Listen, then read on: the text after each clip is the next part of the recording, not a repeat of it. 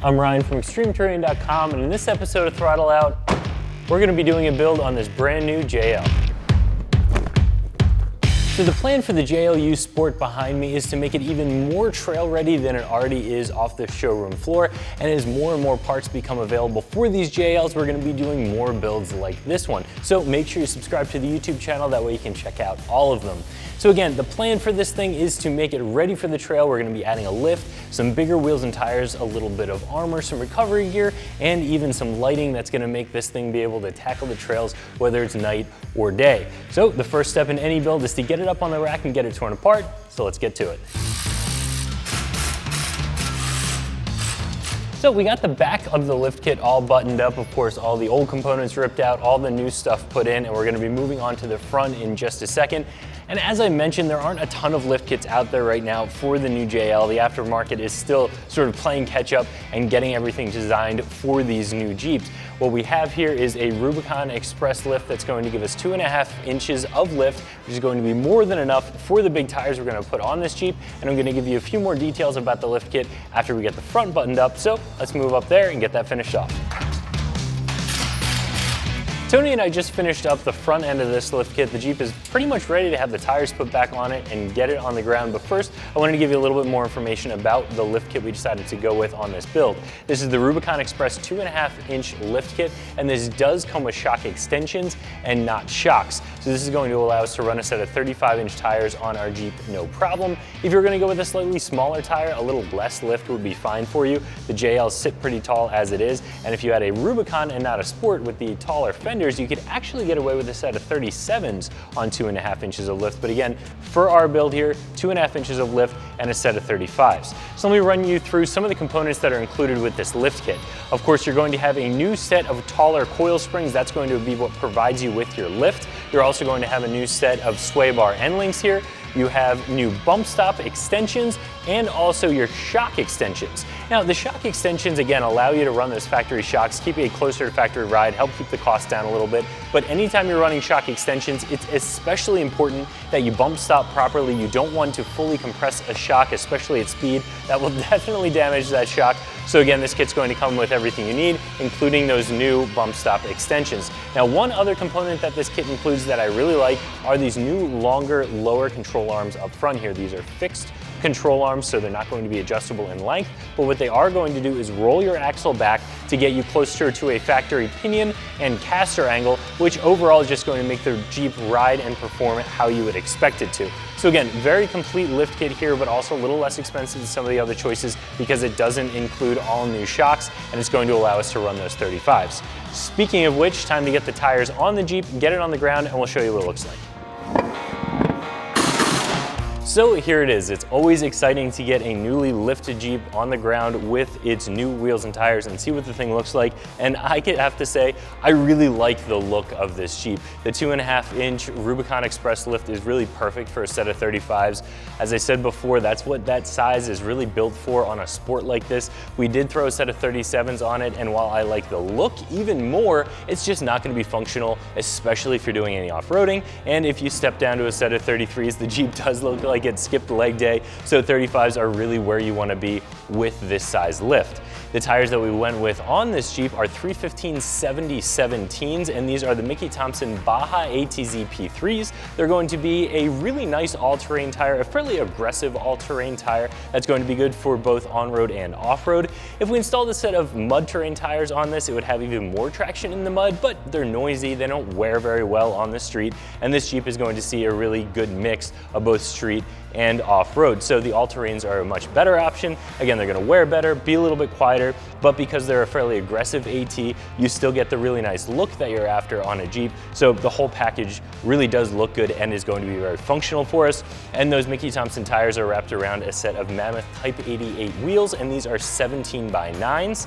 I like a 17x9 with a 12.5-inch wide tire, roughly. That's about what we have on this Jeep, because it gives a good amount of natural sidewall pressure structure. That way, if you do air this thing down, when you go off-road on the weekends, you're a little bit less apt to roll a bead. Because this is a 17-inch wheel, it's going to fit over those stock JL brakes, no problem, but it's a small enough wheel that you're still going to get a lot of sidewall, which again is very good for both comfort and for off-road drivability. So really nice package here, looks great, is going to function really well also. So moving on to the next part of this build, we're going to be adding a little bit of side armor. We got the rock sliders all bolted up on this Jeep, adding the rocker armor that we are going to need, especially when we start wheeling, and also adding a little bit of a step to make it easier to get in and out of this now taller Jeep.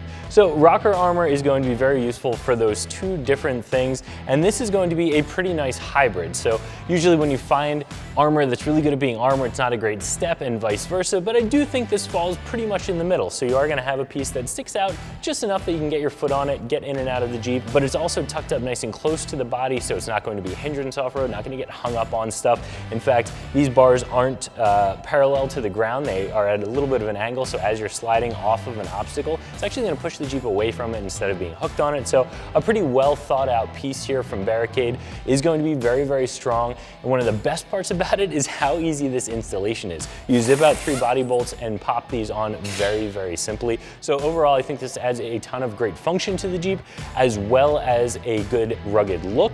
And it's going to be a piece that we're going to get a ton of use from, whether it's getting in and out of the Jeep, off-road, sliding down those big obstacles, or even just in the parking lot. This does a great job of protecting against door dings and those shopping carts that are rolling around out there. So again, very nice add. Really does a lot for the function and for the look of the Jeep. The next piece that we're going to be moving on to is a little bit of recovery gear. So when we do get this thing on the big rocks out there on the trail, we'll be able to get ourselves unstuck. So the first bit of recovery gear that we installed on this Jeep is a front bumper, and front bumpers usually fall more into the armor category than recovery, but the main reason we installed this was to install a winch on it, so we're putting it in that recovery category. This is the Barricade Adventure HD front bumper, and you're going to have some more protection here. It accepts your factory front fog lights. It has a couple of D-ring mounts here, and overall, a lot of function, a lot of form here. I really like this bumper on this build. So of course, the next step is going to be getting that winch installed right here.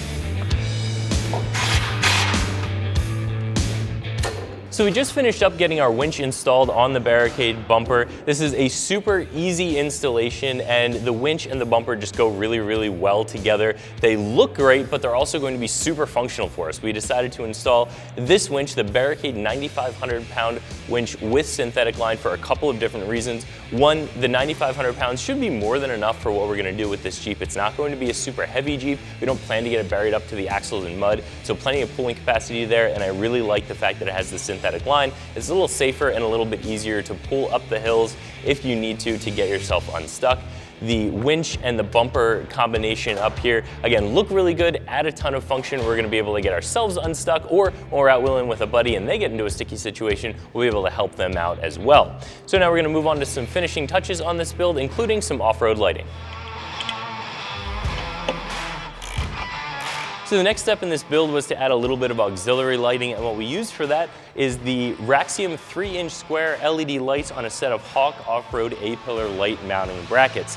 I really like a light up here for a couple of reasons. It makes it a very functional light, but it also makes the Jeep look really good. A lot of people actually install lights up here and they never even use them. They just like the look of the light. So it really does give that off-road look that a lot of people are after. These lights are going to be very bright. They're going to offer a nice wide beam pattern, so if you're using them on a trail at night, whether you're using that winch and the sun starts going down on you, or you're on some of those dark back roads with no oncoming traffic, you're going to be able to flick those on and it's going to light up the area in front of you really, really well.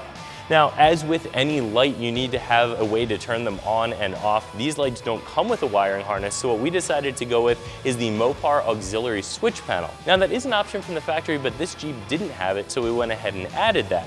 Now, we only needed one of those switches for these lights, but we were able to wire our winch to the other 3 switches, which is pretty trick, so let's show you how we did that. So Tony just finished up installing the Mopar auxiliary switch bank on the inside of this Jeep, and if you looked at the interior and I didn't tell you that we added anything, you would never even know. This is completely seamless. It's a factory option. It's going to allow us to switch all of the accessories we added onto this build, so this is the perfect piece and I'm really excited to get it working. All it needs is a quick flash from the dealership for the ECU and everything will be 100% functional. What we're going to do now is take the Jeep out on the road and give the suspension a little bit of a shakedown.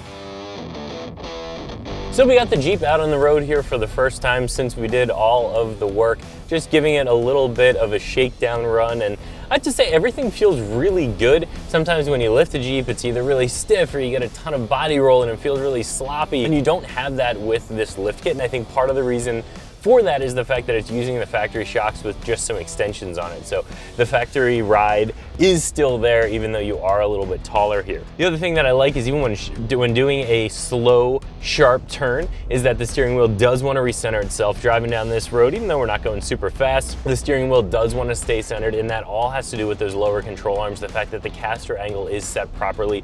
We don't have any weird vibrations, which would be an indication of bad pinion angle. That's also corrected by having those lower control arms. That's one of the reasons that I really like this lift kit, that it does include those control arms and is able to keep the cost down a little bit by including the shock extensions. Now, if you're doing a lot of off-roading, maybe you want a little bit more performance, you want to spend a little bit more, but for a dual duty rig or something that's going to spend a lot of time on the road and just some weekends off-road, this is going to be an excellent choice for you, and it's performing really, really well.